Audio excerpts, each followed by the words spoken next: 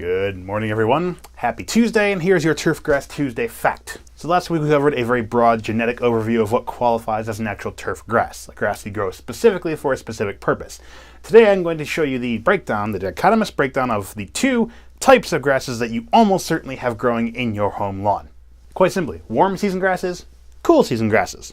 Every grass you grow on your lawn, or even on the roadside or in cemeteries, athletic fields, all fall into one of those two categories.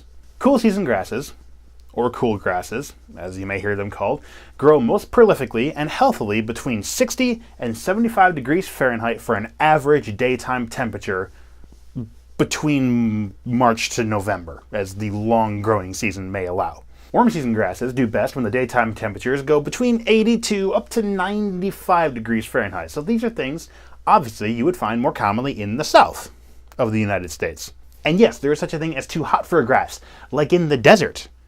People grow grass in Arizona all the time, and it boggles my mind why they think they should have grass. They live in the desert. That's not natural. They get mad because they don't have enough water for their irrigation system. You shouldn't have that in the first place anyway. You really shouldn't. I don't know why you'd think you do.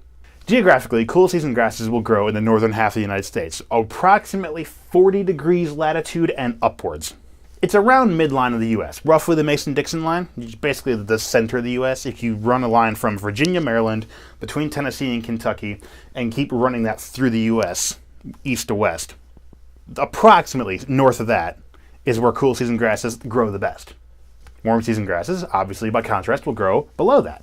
Now, there's not a defined line across the U.S. where obviously cool season will grow better on this side of the street and warm season will grow better on this side of the street. No, there's actually almost a large region, large enough to be nearly a third of the U.S., depending on the local climate, which is called the transition zone, where either grass, depending on the year or depending on the last few years, either type of grass, warm or cool season, can grow just fine.